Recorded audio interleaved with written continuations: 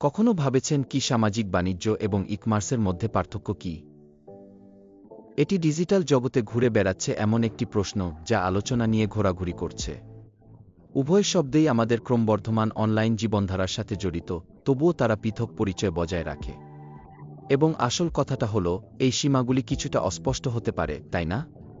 আমরা এই জটিল জালের মধ্যে গভীরভাবে প্রবেশ করলে আপনি নিজেকে প্রশ্ন করতে পারেন, কোনটি সত্যিই বেনিফিট দিচ্ছে? তাহলে প্রস্তুত হন, কারণ আমরা অনলাইন শপিংয়ের জগতে প্রবেশ করতে চলেছি। চলুন ই-কমার্স দিয়ে শুরু করি, অনলাইন শপিংয়ের প্রাচীনতম রূপ। ই-কমার্স, ইলেকট্রনিক কমার্সের সংক্ষিপ্ত রূপ, ইন্টারনেটের মাধ্যমে পণ্য এবং সেবা কেনা এবং বিক্রি করার কাজ। ধারণাটি 20 শতকের শেষভাগ থেকে বিদ্যমান এবং ডিজিটাল যুগের আগমনের সাথে সাথে এটি ব্যাপকভাবে বৃদ্ধি পেয়েছে। আপনি দেখুন, ই-কমার্স অসংখ্য সুবিধা প্রদান করে, যেমন সুবিধাজনকতা, বৈচিত্র্য এবং প্রতিযোগিতামূলক মূল্য নির্ধারণ। আপনি আপনার নিজের বাড়ির আরাম থেকে কেনাকাটা করতে পারেন। অসংখ্য বিকল্প ব্রাউজ করতে পারেন এবং প্রায়ই শারীরিক দোকানের চেয়ে ভালো ডিল পেতে পারেন। কিন্তু অন্য যে কোনো ব্যবসায়িক মডেলের মতো এরও কিছু খারাপ দিক রয়েছে। ব্যক্তিগত স্পর্শের অভাব, স্ক্যামের সম্ভাবনা এবং অমর্যাদাপূর্ণ কেনাকাটার অভিজ্ঞতা কিছু অসুবিধার মধ্যে পড়ে। কখনো কখনো মনে হতে পারে যে আপনি শুধুমাত্র ক্রেতাদের বিশাল সমুদ্রে আরেকটি সংখ্যা। তাই এটাই ই-কমার্স, অনলাইন কেনাকাটার একটি বিস্তৃত, অমর্যাদাপূর্ণ সমুদ্র। অন্যদিকে আমাদের রয়েছে সামাজিক বাণিজ্য ব্লকের নতুন সদস্য। সামাজিক বাণিজ্য মূলত সামাজিক মিডিয়া এবং ই-কমার্সের মিলন। এটি কেবল কেনা এবং বেচা বিষয় নয়, বরং পুরো কেনাকাটার অভিজ্ঞতা সামাজিক এবং ইন্টারেক্টিভ হওয়া।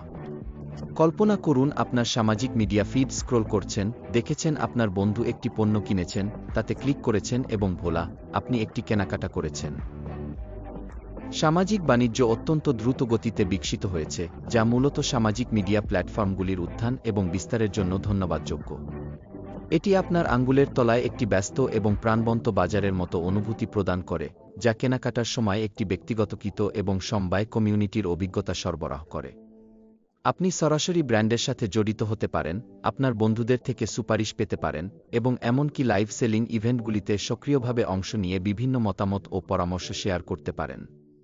তবে সব কিছুই সূর্যালোকে ঝিলিকিত এবং রংবেরঙের নয়।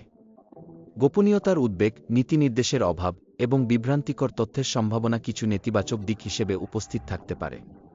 একটি ব্যস্ত বাজারের মতো, এটি কখনো কখনো বিশৃঙ্খল এবং অতিরিক্ত হয়ে উঠতে পারে, এবং আপনি যা দেখছেন তা সবসময় যেমন প্রদর্শিত তা নাও হতে পারে।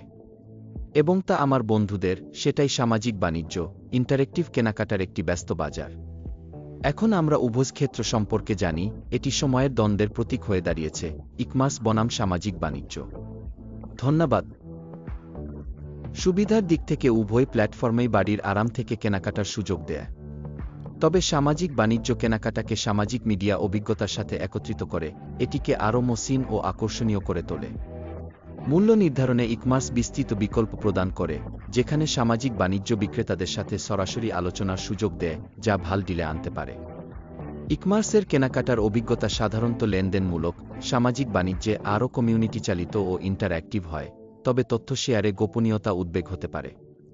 নিয়ন্ত্রক দিক থেকে ই-কমার্সের প্রতিষ্ঠিত নিয়ম ও ভোক্তা সুরক্ষা রয়েছে, সামাজিক বাণিজ্য এখনও বিকাশমান ও গ্রে জোনে পরিচালিত। তাই ই-কমার্স বা সামাজিক বাণিজ্য যাই হোক, আপনার প্রয়োজন অনুযায়ী প্ল্যাটফর্ম নির্বাচন করুন। অনলাইন কেনাকাটার জগৎ বিশাল ও বৈচিত্র্যময়। শুভ কেনাকাটা। বিপণনে ব্যবহার করার জন্য আরও কিছু ফ্রি ডিজিটাল টুল পেতে আমার নিচের বর্ণনায় দেখুন।